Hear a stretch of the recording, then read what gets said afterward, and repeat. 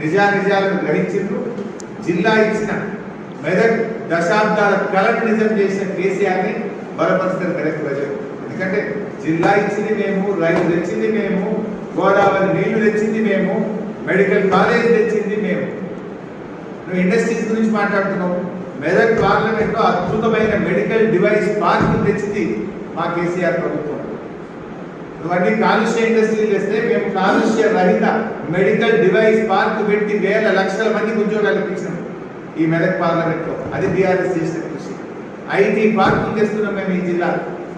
నువ్వే చేస్తావు.